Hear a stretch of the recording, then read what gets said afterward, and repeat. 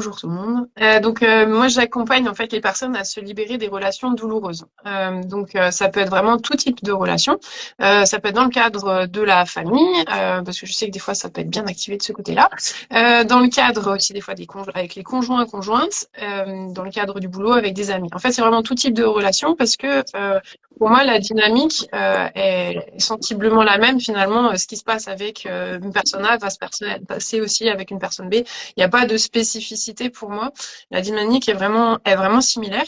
Et le but pour moi, parce que c'est aussi quelque chose que moi j'avais vécu, où ça a été très compliqué avec une personne pour moi.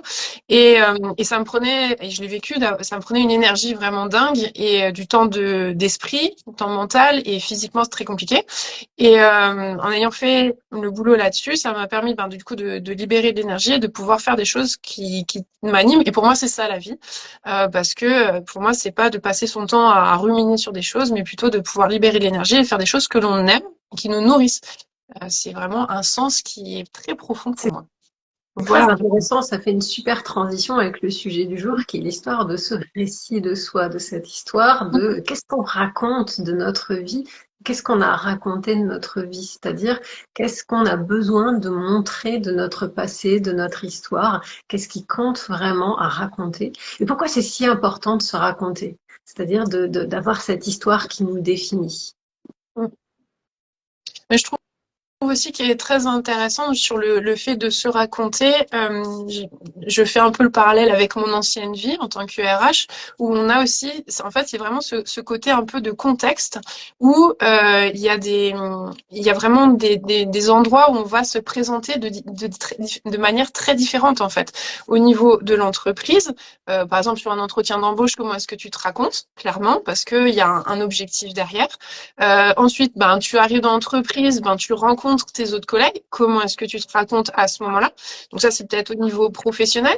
Pour continuer d'ailleurs sur le niveau professionnel, en tant qu'entrepreneur, entrepreneuse, on est clairement aussi de comment est-ce qu'on parle de notre activité, comment est-ce qu'on en est arrivé là, très clairement.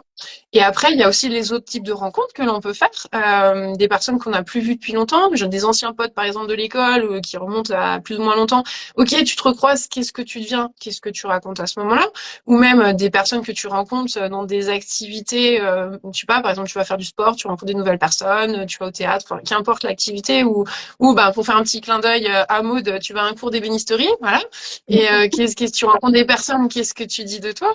Et même au niveau, peut-être la relation amoureuse, quand tu rencontres quelqu'un, donc quand tu es dans cette dynamique-là, comment est-ce que tu te présentes et qu'est-ce que tu es OK de dire ou de ne pas dire?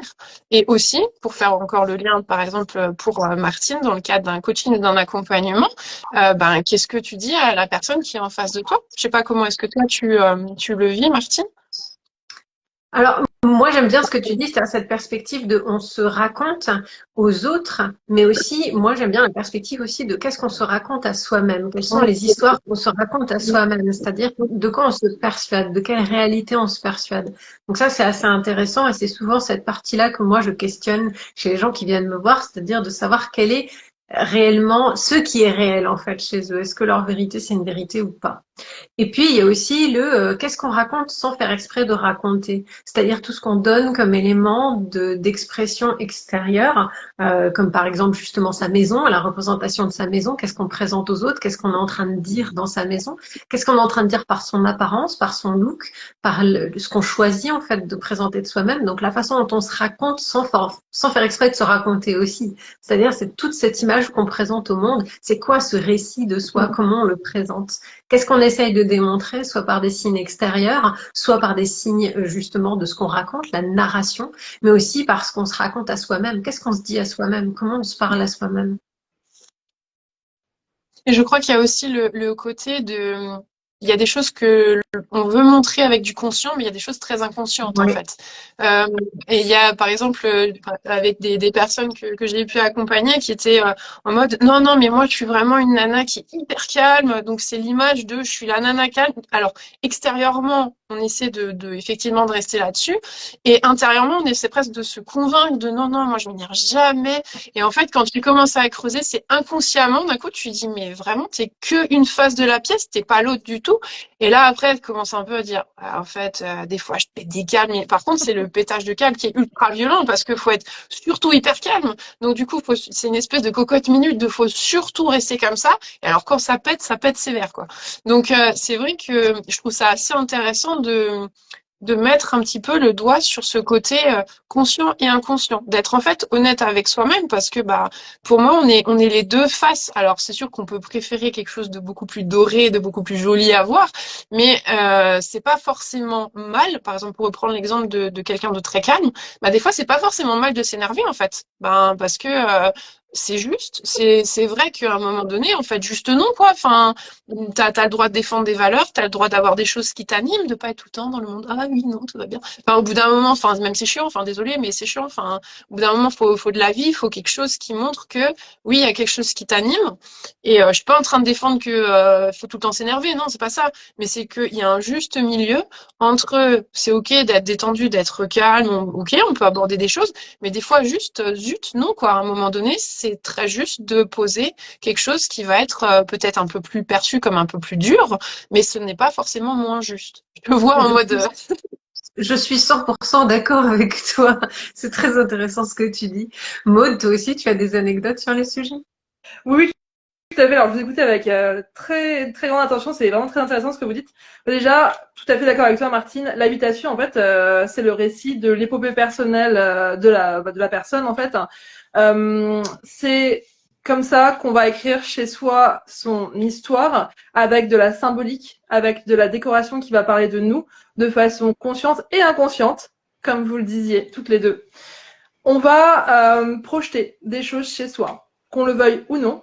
Et comme vous le disiez, va y avoir des choses qu'on va vouloir montrer aux autres quand ils vont venir chez nous, et il y a des choses qu'on va projeter en fait et qui vont peut-être à nous sembler complètement anecdotiques, mais quand les autres vont rentrer chez nous, ça va parler de nous. Vous parliez d'anecdotes, tout à fait. J'ai par exemple été chez une cliente qui en avait marre des hommes.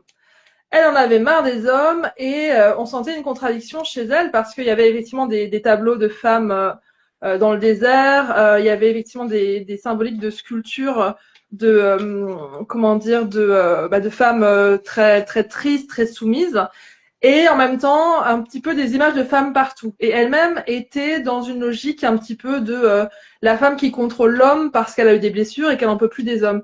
Donc un peu cette notion de voilà, ça parlait beaucoup d'elle, mais ça parlait aussi beaucoup de souffrance qui était compliqué pour elle d'aller voir. Et j'ai aussi eu un autre cas un peu marquant d'un client qui lui cherchait absolument l'amour. C'est quelque chose qui était très très important pour lui. Et dans son centre, il y avait une photo de mariage de ses parents. Et là, hyper parlant. C'est-à-dire que dans ton centre, il y a une représentation du mariage de tes parents. Et toi-même, tu cherches effectivement l'amour, mais tu n'y arrives pas. Donc, quelque part, il y a un truc à aller creuser ici par rapport à pourquoi est-ce que chez toi, en tant qu'adulte, tu as l'image du mariage de tes parents. C'est quand même très, très important. Très intéressant ce que tu dis. Et juste une petite précision pour les gens qui connaissent pas, en fait, le centre, en fait, c'est la zone centrale de l'appartement, c'est-à-dire la zone la plus au centre de l'appartement, qui représente une chose importante. En feng shui, c'est quoi exactement? Alors en fait, le centre, ça va être vraiment votre ancrage, votre stabilité, tout ce qui représente un petit peu le présent aussi, le moment présent en termes de temporalité. Donc c'est votre équilibre en fait le centre. Donc c'est un endroit hyper important et c'est essentiel que vous ayez les choses les plus importantes pour vous et les choses qui vous stabilisent et qui drive un peu vos objectifs de vie. Donc merci pour ta précision Martine. Et c'est vrai que vous voyez si vous avez des choses aussi symboliques dans ce qui est censé représenter ce qui est le plus important pour vous.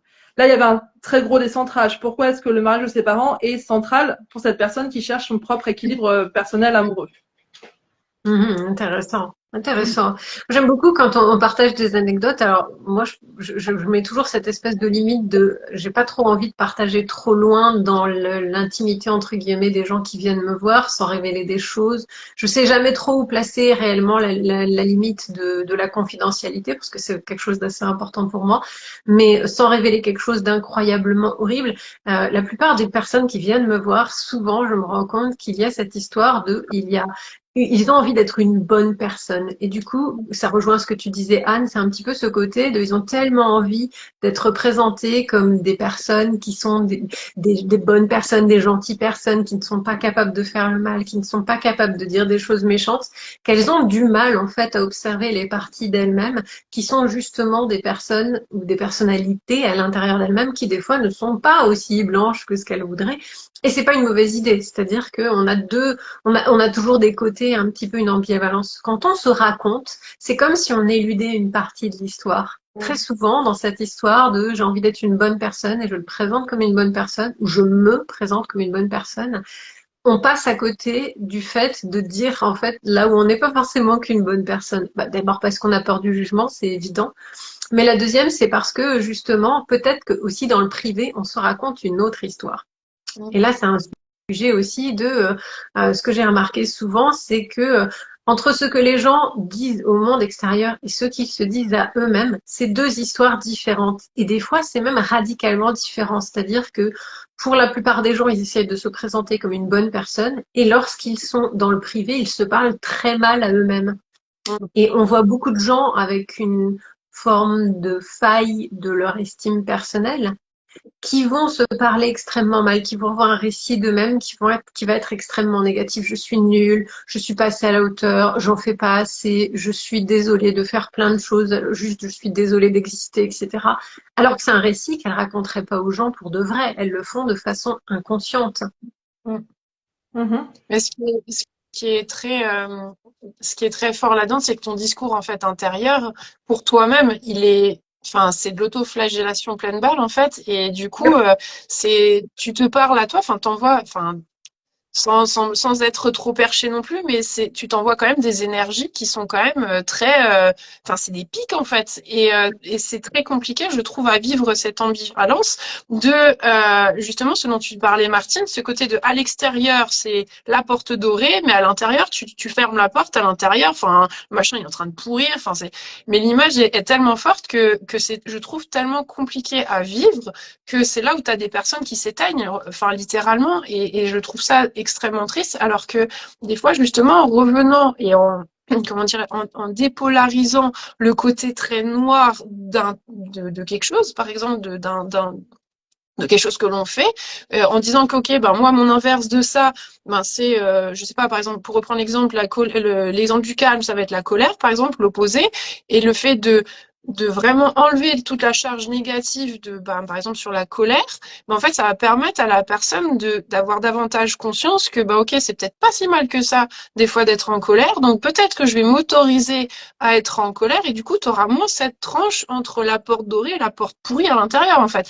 Et du coup tu trouves toi-même ton équilibre intérieur, et je le trouve vraiment, pour l'avoir vécu et vu chez d'autres personnes, ça t'ouvre vraiment d'autres possibilités de vie en fait. Donc il y a vraiment ce truc au niveau global peut-être de la société, de faut que je sois très belle et que mon intérieur ou que ma maison, mon appartement soit de ouf malade, mais toi à l'intérieur tu te sens pas très bien du tout, voire pas du tout à l'intérieur de toi ou de ta maison, mais il faut que la façade soit, enfin ça c'est un non-sens à un moment donné, enfin je suis désolée d'en parler comme ça, mais quand on met le doigt dessus, je trouve ça d'un non-sens, et je me dis mais au nom de quoi et pourquoi? Quel est ton référentiel qui fait qu'il faut que tu sois comme ça, qu'il faut que ta maison soit comme ça? On est tous des humains qui sont très différents. Il y a des gens qui vont adorer ton intérieur en bois de ouf malade, ou alors ton intérieur en marbre ou tout blanc, ou j'en sais rien. D'autres personnes qui vont détester. Il y a des gens qui vont t'adorer parce que tu dis ce que tu penses, et d'autres gens qui vont te détester.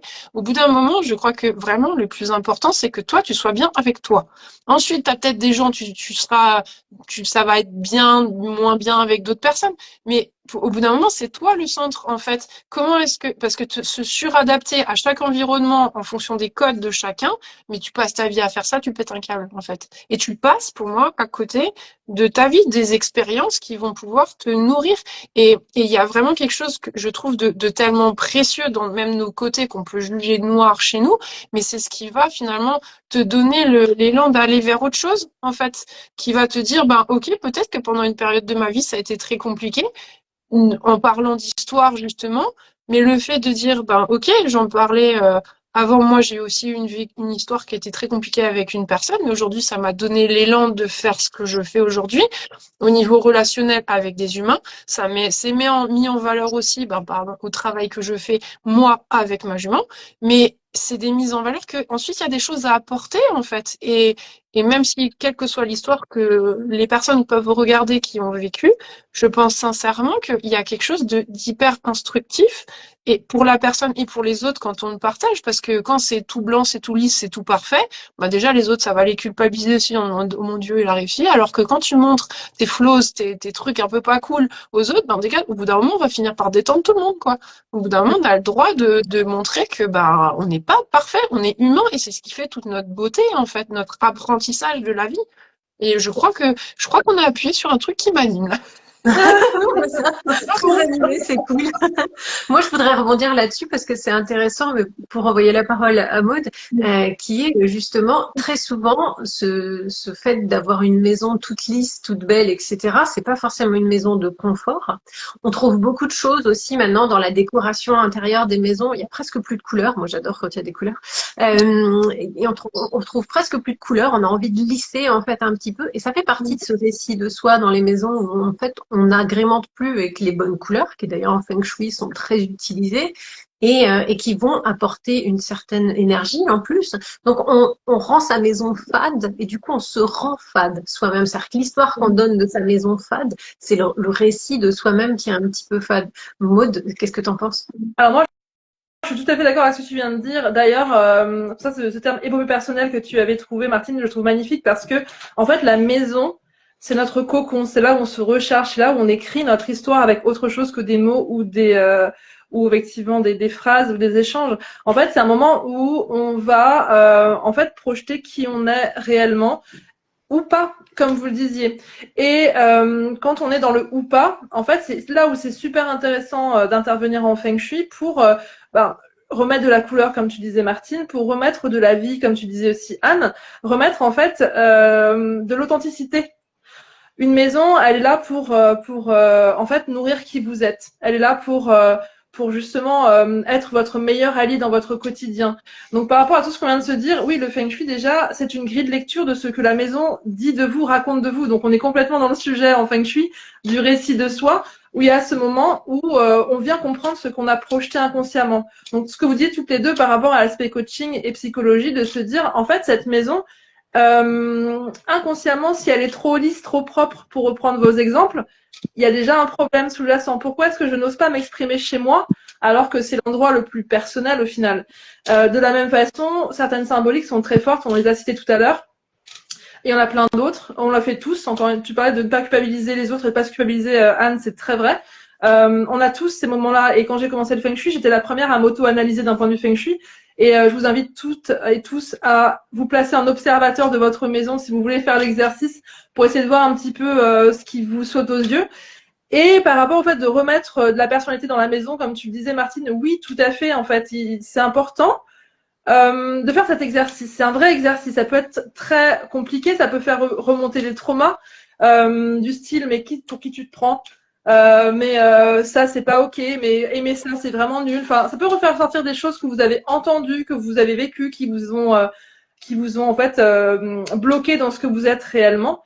Et la maison en effet est faite pour exprimer aussi votre personnalité. Les personnes introverties vont peut-être avoir des espaces de vie communes où on invite les amis, où on reçoit des gens plus ou moins proches, peut-être beaucoup plus intimistes. Un peu, on se montre moins que des personnes extraverties qui vont en faire des réels espaces d'expression d'eux-mêmes et de réception de l'autre aussi. De la même façon, les pièces de vie plus intimes comme la chambre, si on voulait faire des parallèles, c'est un petit peu notre journal intime. C'est là où on va un petit peu mettre tout ce qui nous est complètement personnel et qu'on n'a pas envie que les autres voient ou seulement les choisis. De la même façon, les pièces de vie, c'est là où on est un peu dans notre blog, là où on va inviter les autres à voir qui on est, ce qu'on a envie de montrer. Exactement. C'est un peu l'histoire de ce qu'on se raconte, de où est-ce qu'on se filme? Est-ce qu'on se filme dans nos toilettes quand on fait nos lives? Non. Est-ce qu'on se filme dans les endroits bordéliques? Non plus.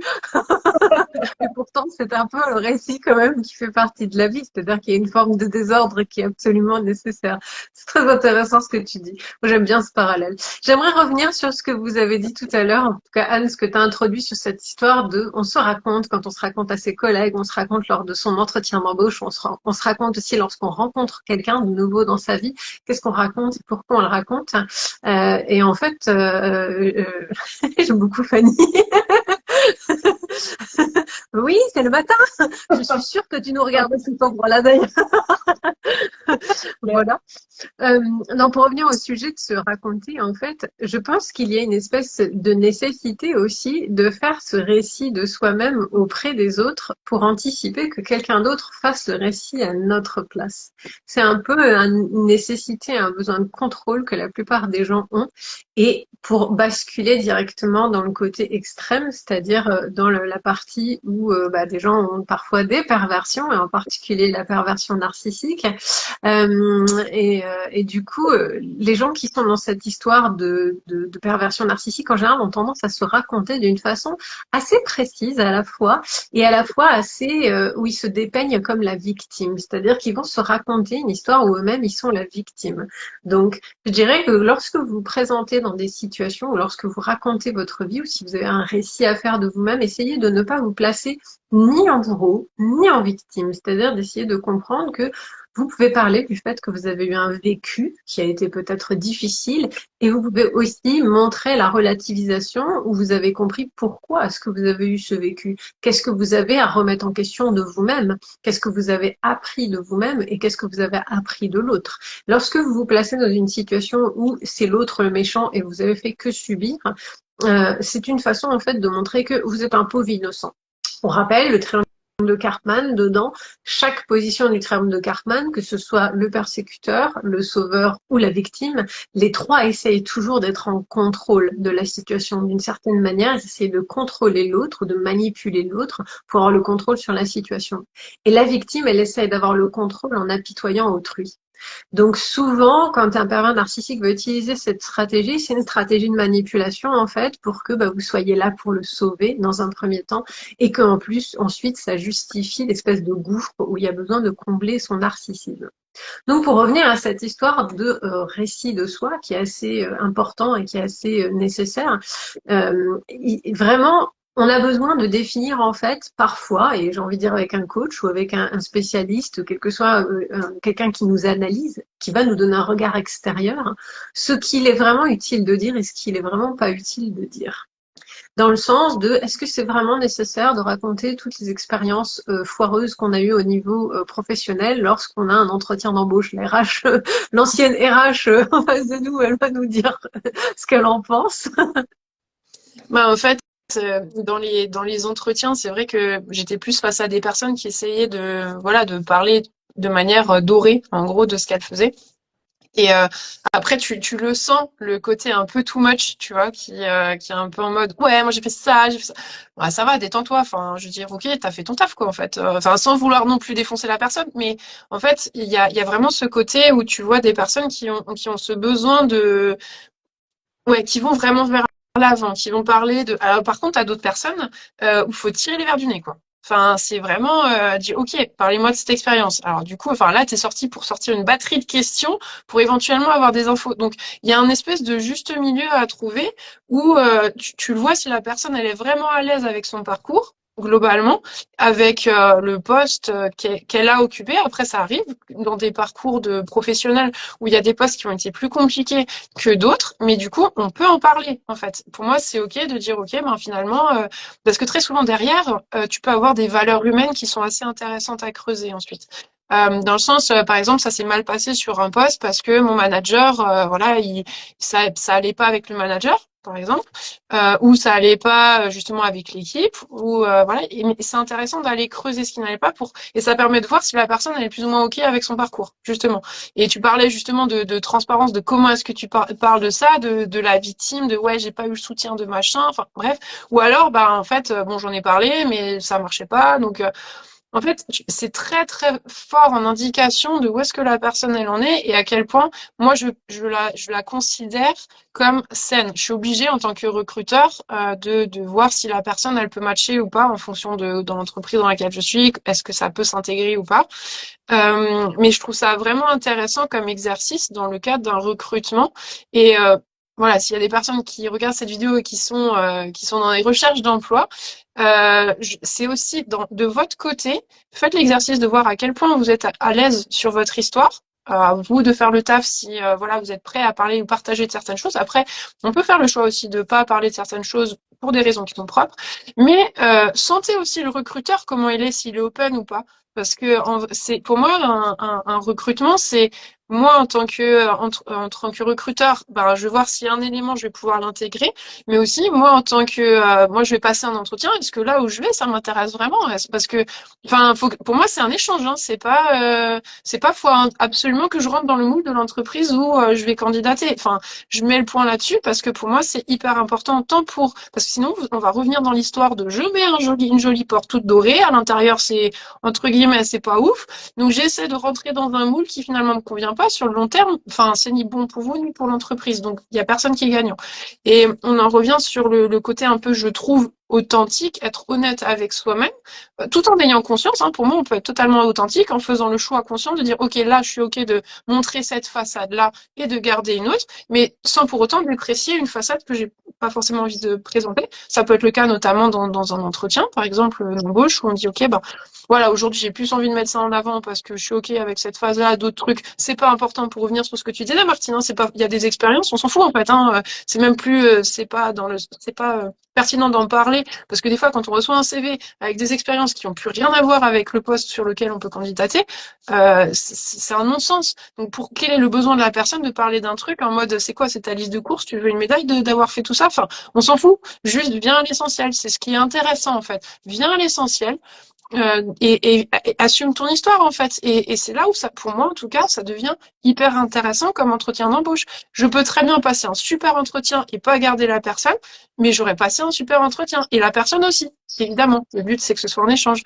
Mais en étant, on en vient sur des valeurs pour moi qui sont humaines, qui sont hyper importantes, qui sont de ok, ben en fait, votre profil, par exemple, il est peut-être too much ou pas assez par rapport à ça, mais on va l'expliquer, en fait. Et il n'y a pas de mal à dire. En fait, pour moi, on en revient sur le fait de construire, raconter une histoire. Pour moi, c'est un humain, il a son histoire, il a ses trucs bien, ses trucs un peu moins bien, mais on en vient dans la construction de quelque chose. Et le but, c'est pas de flageller quelqu'un parce qu'il y a quelque chose qui a été un peu moins bien. Ben oui, ben enfin. Trouvez-moi une seule personne où il n'y a pas du un peu moins bien, mais parce que on est là pour grandir, pour apprendre. Pour moi. Après, je suis pas là dans des cas pathologiques où il y a des personnes qui clairement il y a un souci, hein. Mais globalement sur une personne, désolée, j'en rigole, normalement constituée, on est un peu dans cette dynamique de, enfin moi j'aime bien voir cette espèce de spirale d'évolution où tout le monde grandit. Et alors c'est pas forcément mon biais bisounours, mais je pense qu'à un moment donné on peut faire quelque chose et trouver un genre d'équilibre où partager son histoire en étant honnête avec soi-même, ben ça peut aider d'autres personnes à évoluer aussi consciemment et on s'en rend même pas compte des fois quand on raconte un truc à quel point voilà ça peut percuter. Des fois on est dans des groupes, on ose parler d'un truc et puis d'un coup tiens il y a une tête qui se lève, je dis ah ouais ça me fait penser à ça et bim c'est parti. En fait on est entre humains et raconter son histoire et se raconter, bien évidemment c'est un peu comme ce que nous aujourd'hui on est en train de faire. On est trois personnes où on parle d'expérience et il y a une vraie écoute et il y a un vrai cadre qui est sécure et qui est juste pour le faire. Euh, mais et c'est important aussi, je pense, tiens d'ailleurs, de parler du cadre dans lequel on s'exprime, en fait, que ce soit dans un accompagnement ou même dans la maison, ou comment est-ce qu'on se raconte. En fait, je pense qu'il y a vraiment ce côté un peu sécure, en fait, qui est nécessaire pour le faire, et à quel point on est à l'aise aussi sur le fait de partager quelque chose. Parce que je crois que quand on se force à partager un truc, on sent moyen d'oser partager un truc. Généralement, ça pue. Et il y a pas des risques, mais Mais ça réclame que la personne en face, ou que le RH en face, que ce soit l'entreprise, ou que ce soit le thérapeute, ou que ce soit toute situation, etc., déjà, démontre une certaine forme d'authenticité. Parce qu'il y a beaucoup d'employeurs qui aussi racontent leur société en mode, oui, on est une entreprise familiale, on a fait tel truc, c'est génial, tu verras. Moi, je me souviens d'avoir travaillé dans une entreprise qui faisait de la com. On me l'a vendu vraiment genre en com le 7e ciel, c'était absolument génial, tout était cool et je crois que j'ai jamais fait autant d'heures de travail de nuit. Je n'ai jamais eu autant de pression morale dans une entreprise, vraiment. Enfin, tout était caché, rien n'était authentique. Soi-même, pour revenir aussi au sujet de ce que tu as dit au niveau du thérapeute et du cadre qui est sécurisant, il y a forcément le fait de, quand la personne, elle est dans une thérapie, pouvoir se raconter, se sentir dans un cadre sécurisant, ça demande à ce que le thérapeute, il soit aussi un petit peu authentique de temps en temps, qu'il dise aussi de temps en temps les choses. D'ailleurs, il y a un truc ça s'appelle l'écothérapeutique, c'est-à-dire que lorsque quelqu'un est en train de faire quelque chose en thérapie qui nous met mal à l'aise, nous, en tant que thérapeute, on a presque l'obligation de leur faire un feedback. C'est-à-dire, il faut leur donner ce feedback. Parce que quand on est en train de vivre ça, on est en train de faire un écho de ce que la personne fait probablement vivre à d'autres personnes. Et donc, notre ressenti, il n'est pas faux parce qu'il est subjectif. Il est intéressant, il donne une expérience parce que justement, on fait écho. En étant dans une écoute active, si quelqu'un commence vraiment à nous saouler, genre si la personne commence à vraiment, elle parle trop longtemps, elle parle trop, etc., eh ben, elle est en train de faire un truc qu'elle fait avec tout le monde, en fait.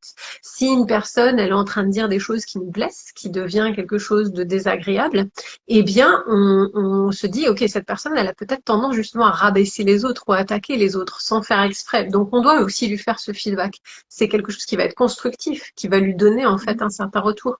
Mais ça demande d'être vachement authentique avec soi-même. C'est-à-dire, ça demande soi-même, en tant que thérapeute, d'accepter, de dire, bah moi, si je me mets à la place des autres personnes qui sont dans ton entourage, si tu me traites ainsi, alors je réagis comme ça. Et c'est normal. C'est une façon de donner de la perspective. Donc, je dirais qu'il y a aussi cette authenticité.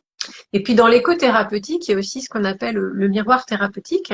Excuse-moi, il y a un petit truc qui vole, j'ai commencé à me stresser. C'est le miroir thérapeutique, c'est-à-dire on raconte quelque chose de sa vie en tant que thérapeute, sur lequel on a une connaissance. On fait le récit d'une histoire, mais pas pour parler de soi au patient, comme si tout d'un coup c'était lui qui devenait le thérapeute et nous le patient, pas du tout. Mais c'est pour que lui-même il trouve un écho ou un reflet ou quelque chose qui lui permette de se retrouver lui dans ce qu'on est en train de raconter. Donc, raconter, ça a aussi cette valeur assez impressionnante et assez géniale, en fait, qui est celle de pouvoir proposer la possibilité de raconter une autre histoire, c'est-à-dire de bifurquer son histoire ou de la raconter autrement, d'être un peu en mode où on arrête de se raconter de façon négative ou de façon, je veux dire, dépréciative. Je pense que ça permet vraiment une amorce dans l'accompagnement, en tout cas, une amorce de, OK, mon thérapeute, c'est aussi un humain. Donc déjà, ça permet c'est pas le Graal non plus, hein, je veux dire, faut se détendre un peu. Mais on est des humains qui avons évolué d'une certaine manière parce qu'on a appris, et c'est ce qu'on a appris qu'on met ensuite à disposition. Enfin, en tout cas, c'est comme ça que moi je le vois. Et en fait, effectivement, ce partage en étant honnête avec soi-même, ça ouvre des portes. Et soit la personne, ok, je sens que je peux partager, parce que pour moi, le fait d'oser partager, déjà, c'est de la reconnaissance de cet espace qui est sécure. En tout cas, en tant que thérapeute, c'est à nous d'assurer que ce soit ultra sécure, bien évidemment. Et d'alimenter, nous, notre côté, on dit, voilà, je peux te partager une expérience de vie. Et du coup, ça permet c'est comme quand tu écoutes des podcasts ou quand tu écoutes des témoignages d'autres personnes, en fait, ça a ce côté un peu inspirant et qui fait que, en fait, moi, mon histoire, peut-être que c'est exactement ce que tu disais, de mettre peut-être une autre touche, une autre saveur sur mon histoire. Et du coup, ça emmène la personne encore plus loin. Des fois, ça a besoin de temps d'intégrer un discours ou autre. Des fois, on n'est pas forcément tout de suite prêt à entendre quelque chose, bien évidemment. Et le but, c'est pas de presser les gens comme un citron en mode non, faut que tu comprennes que c'est comme ça. Non, non, non. Moi, je suis en mode tu plantes une graine.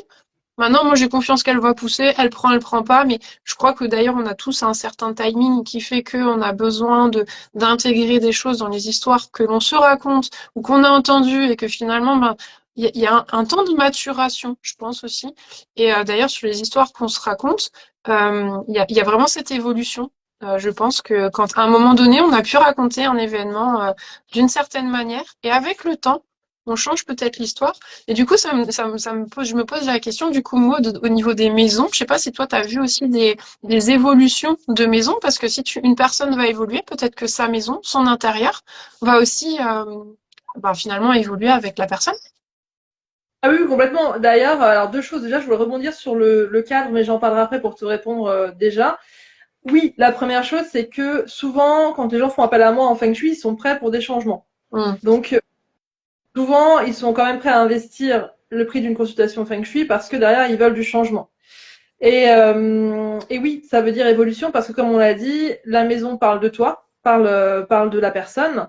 Et forcément, on va voir tout ce qu'on vient de se dire, on va voir des zones d'ombre, on va voir des dissonances, on va voir des dynamiques relationnelles avec soi-même, avec les autres. On va voir l'équilibre familial ou relationnel s'il y a couple ou famille dans la maison. On va voir beaucoup de choses. Donc la personne, le feng shui que je pratique, on n'est pas là juste pour vous dire faites ci, faites ça. C'est vraiment un feng shui qui a pour objectif de faire prendre des consciences et de faire évoluer. Après, la personne est ouverte ou pas à ce qu'on va se dire, mais oui, très globalement, quand je recontacte mes clients quelques mois après pour savoir si tout va bien, faire un petit check rapide, ou quand des clients reviennent vers moi aussi pour me faire un petit feedback, c'est toujours avec plaisir d'entendre que des personnes ont fait enclencher des changements pour eux ou dans leur relation. Par exemple, j'avais eu comme client une maman avec sa fille. Et ce qui ressortait de l'analyse Feng Shui, c'était vraiment cette question de dynamique relationnelle entre les deux. Et on en a donc parlé lors de la restitution de l'analyse Feng Shui. Et quelques mois après, effectivement, il y avait déjà eu des changements positifs, des choses qui avaient pu être verbalisées, des choses qui avaient pu être processées intérieurement pour l'une comme pour l'autre. Donc voilà, et souvent, je trouve que les gens viennent à moi parce qu'ils sont prêts à faire un changement. Je ne sais pas pour vous, les filles, en termes de coaching, les personnes qui se présentent à vous, comment vous les sentez. Mais je pense qu'il y a déjà une volonté parce qu'elles vont investir aussi en elles. À moins qu'elles aient vraiment beaucoup de ressources, c'est quand même un investissement déjà. Alors c'est pas hyper cher, mais c'est quand même un investissement plutôt que d'aller acheter une place de cinéma ou d'aller peut-être, je sais pas, chez le coiffeur ou au spa. C'est quand même déjà un investissement qu'on peut faire pour aller quelque part mieux ou changer quelque chose qui ne nous convient pas. Complètement. Et je voulais juste revenir sur le cadre. C'était super intéressant ce que vous disiez. Et en Feng Shui aussi, par rapport au contexte pro ou même perso, c'est important de faire attention à ce qu'on dispose dans quel cadre. C'est-à-dire que, comme on l'a vu, si on est plutôt quelqu'un d'introverti et qu'on a envie, et c'est normal de respecter son jardin secret, peut-être que dans certaines pièces de vie, on ne va pas disposer des objets intimes ou des objets qui nous racontent trop, justement. On veut garder cette logique de partager l'intimité avec les personnes qui nous sont les plus proches ou avec celles qu'on a choisies comme étant les personnes à qui on veut partager des choses beaucoup, beaucoup plus intimes. Et de la même façon, sur le lieu de travail, ça m'intéresse vos points de vue toutes les deux, donc toi RH Anne et puis toi également Martine, coach qui a travaillé aussi en avant-vente, cette notion de c'est intéressant aussi que les gens gardent une forme de respect de leur intimité sur le lieu de travail. Je ne vais pas forcément pousser les personnes à hyper personnaliser leur bureau, encore moins à mettre des photos de famille. Je pense que c'est important de séparer ces deux moments de vie, c'est-à-dire la vie de famille. On n'a pas forcément envie que tout le monde voit les enfants de vos gosses. Dans le sens, quand on est manager, au final, est-ce qu'on a vraiment envie que tout le monde voit la photo de notre femme, de nos enfants? Qu'est-ce que ça vient dire de nous? Pourquoi est-ce qu'on a envie d'exposer la vie de famille au travail? C'est pas le lieu. Et comment dire? Et puis aussi cette notion d'en fait, on a aussi une posture au travail qui, sans être inauthentique, n'est pas censée être celle où on se livre de façon la plus intime. Donc c'est important aussi sur le lieu de travail d'avoir à la fois un bureau qui soit assez personnalisé pour qu'on y passe du temps sans non plus, se sentir que dans un endroit très froid, très impersonnel, mais en même temps pas trop personnalisé et pas trop intime pour ne pas livrer sa vie personnelle aux autres, sachant qu'on n'a pas, oui, j'allais dire on n'a pas confiance dans le sens, pas confiance, pardon, mais on ne connaît pas le degré de bienveillance de son collaborateur tant qu'on l'a pas un petit peu expérimenté. Je pense que c'est pas seulement ça. Je pense que c'est aussi le fait de déjà ta famille, elle n'a pas demandé forcément à venir à ton travail. Donc quand tu amènes des photos de ta famille quelque part, c'est une façon d'inclure une forme de l'intimité de ta famille qui n'a peut-être pas demandé à être inclus. Déjà de un. De deux, les autres n'ont peut-être pas demandé non plus à être inclus dans ton intimité. Ils n'ont peut-être pas besoin non plus que tu étales ta famille ou tu étales des choses personnelles. Ils l'ont pas demandé et ils n'ont pas été invités à le faire non plus. Donc, je pense qu'il y a une juste limite de quantité. Alors, je dirais, si tu as un bureau où il y a peu de passages, où tu as peu de gens en face de toi, ou peu de gens qui rentrent dedans, tu peux mettre des éléments personnalisés. Mais si c'est un bureau de passage, genre justement un guichet ou quelque chose, c'est compliqué d'avoir des éléments personnalisés que tout le monde va voir ou que même des clients peuvent voir parce que justement, il y a cette différence entre la vie pro et la vie perso pour pouvoir justement mettre un début et mettre une fin aussi. Oui, comme tu dis, Fanny, c'est peut-être une façon de faire de l'oversharing, c'est-à-dire de partager un peu trop, en fait. C'est juste une question de bien mettre la limite de quand le travail commence et quand le travail finit aussi. Et cette notion, elle est importante parce qu'on a tendance à pas finir le travail. C'est-à-dire que beaucoup de gens ramènent du travail à la maison ou ont du mal, en fait, à quitter le travail. Et certains employeurs ont tendance à ne pas respecter le temps personnel, justement parce que cette barrière, elle est floue. Ces fameuses entreprises familiales qui ont toutes les dysfonctionnements d'une famille, elles ont aussi ce côté parfois d'être un peu intrusives dans la vie personnelle parce que c'est la famille, tu comprends? Ça devient une espèce d'excuse en fait pour passer cette barrière. Donc c'est vachement intéressant ce que tu dis quoi. Moi j'aime bien cet échange parce qu'on est en train de mettre aussi un petit peu le doigt sur à quel moment en fait on se raconte, qu'est-ce qu'on raconte, qu'est-ce qu'on peut raconter. Est-ce que j'ai envie de vous poser une question à toutes les deux et j'ai envie que vous puissiez répondre, c'est si vous donniez un conseil aux gens au sens large sur qu'est-ce que vous diriez que il faut, j'ai envie de dire, raconter, se raconter en entretien, se raconter même à un thérapeute, se raconter quand on parle de feng shui, etc.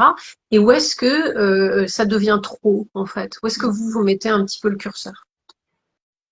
Oui, tu veux commencer? Oui, alors moi je dirais déjà vraiment cette notion de cadre. Ce que tu dis à un thérapeute, forcément, tu vas être plus en profondeur parce que l'objectif c'est d'aller contacter ce qui doit être contacté. Quand tu parles avec une connaissance. Pardon? D'où la confidentialité. Oui, tout à fait. Voilà, d'autres personnes dont justement tu n'as pas ce contrat implicite ou complètement verbal de confidentialité. Tu connais pas forcément le degré de bienveillance de la personne. Moi, je dirais le droit de se protéger. On a le droit de pas tout dire à tout le monde. Et puis également le droit de raconter ce qu'on veut raconter dans le sens où, encore une fois, on n'est pas obligé de tout dire. Par contre, cette notion d'authenticité, c'est-à-dire que plus on est authentique avec soi et avec les autres, meilleures seront nos relations avec nous-mêmes et avec les autres. On parlait de... Et après, je te passe la parole, Anne, pour que tu puisses aussi répondre. Mais tu vois, on parlait de Feng Shui.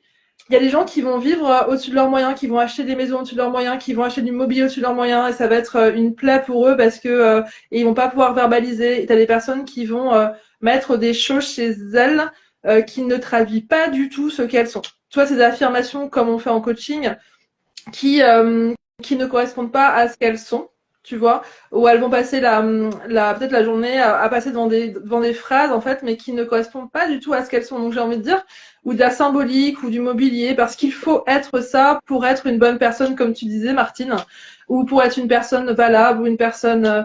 Et là, du coup, je dirais vraiment me poser la question de qu'est-ce que j'ai envie de partager ou pas, dans quel cadre, et puis encore une fois cette notion de qui j'ai envie d'être au quotidien chez moi. J'ai le droit d'être ce que je veux être dans le respect de moi-même et des autres. Donc voilà. Moi, je rebondir clairement là-dessus. Pour moi, il y a vraiment cette notion d'être au clair avec son histoire. De l'assumer en fait, vraiment, d'incarner pleinement, de dire bah oui, des fois je suis géniale, oui, des fois bah je suis un peu de la mais oui, bah oui, ça arrive, enfin voilà. Et en fait, il y a vraiment cette notion-là d'être honnête avec soi-même en premier, pour pouvoir ensuite faire le discernement entre bah ok, ça je suis ok de le partager, ça j'ai pas envie. Il y a la notion de contexte, bien évidemment. Qu'est-ce qui est juste? Est-ce que c'est pertinent à ce moment-là? T'en parlais, Martine, de ok, à quel moment est-ce que c'est juste de partager? Si des fois on a le droit aussi, bien évidemment, d'avoir des doutes sur notre histoire, de qu'est-ce que je suis en train de me raconter comme histoire? Est-ce que je suis en train de me monter le bourrichon ou est-ce que vraiment c'est vrai, quoi? Et là, effectivement, on peut basculer dans un cadre thérapeutique où, pour moi, c'est hyper important d'être dans ce cadre sécurisé et de sentir il y a cette notion, moi, je trouve, qui est très intuitive je sens que je peux, toi, te dire un truc. D'autres personnes, on les sent, mais on sent que ça va pas le faire. Le fais pas. Si tu le sens pas, que tu vas raconter, tu te prêtes à raconter un truc où tu sais pas, parce que aussi des fois, tu as des gens qui sont en mode oui, ils vont se raconter, mais ils vont faire des tartines.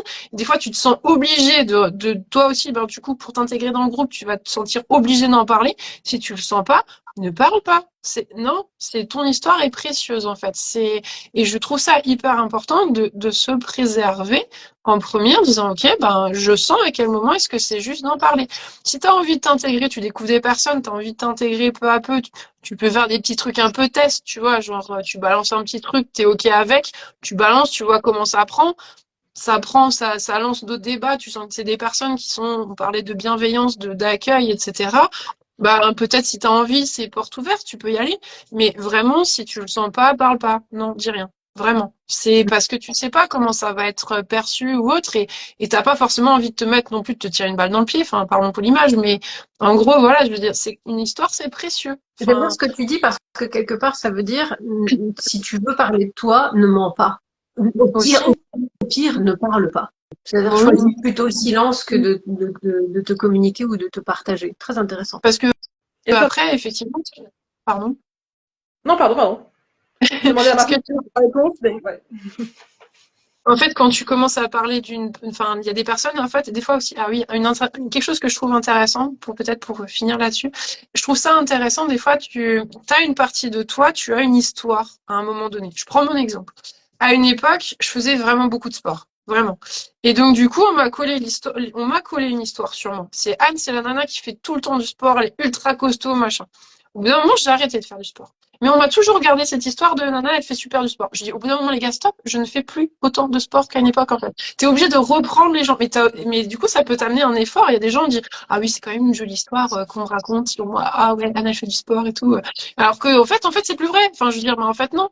Et je crois qu'il y a aussi cette notion c'est important de recadrer à un moment donné. En disant, oui, effectivement, à l'instant T, oui, l'histoire, c'était effectivement à propos de moi que je fais beaucoup de sport, mais ce n'est plus vrai. Et je crois que ça en dit aussi. Tu parles de toi, en fait, ça te permet de faire un recentrage sur toi aussi, sur le point de l'histoire qu'on te raconte de toi. Est-ce que tu es toujours à l'aise avec, ou est-ce que, ben, en fait, au bout d'un moment, tu es aussi à l'aise du fait de dire non, cette histoire n'est plus vraie. Et s'il y a cette notion de temporalité, je trouve qui est vraiment à intégrer, en fait, parce que on évolue, parce qu'on a des envies. Et il y a aussi cette histoire de les gens te racontent une histoire, donc tu dois rentrer dans ce moule-là, alors qu'en fait, le moule, il matche plus, en fait. Donc, J'adore parce que quelque part, tu es en train de dire qu'il y a une notion de saisonnalité, en fait, un peu comme une série, tu vois, dans l'expérience de sa vie. Il y a la saison 1, il y a la saison 2, il y a la saison 3. Il se passe des aventures différentes dans chaque saison. mais après, des fois, tu peux même pas faire une bande-annonce de la prochaine saison parce que tu sais pas encore ce qui va se passer, tu vois. Exactement. Exactement. Mais comme tu dis, c'est très intéressant cette logique aussi de ne pas laisser les autres nous définir. Parce que tu vois, moi, je vais partager une histoire un peu inverse. C'est qu'on m'a collé l'histoire de je conduis très mal. Alors, je suis pas la meilleure des conductrices, mais pendant des années, ça a été un peu la blague dans ma famille de oh là là, Maud, elle conduit super mal, machin, etc.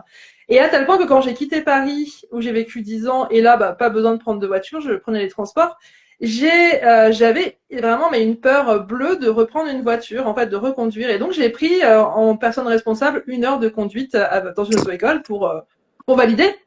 Et en fait, la personne m'a dit, mais vous n'avez aucun problème de conduite, hein. Voilà. Donc, du coup, ça m'a permis de me dire, mais en fait, on m'a collé mais à tel point que quand on partait en vacances, je ne conduisais pas. Je me laissais conduire, je ne reprenais vraiment pas le volant.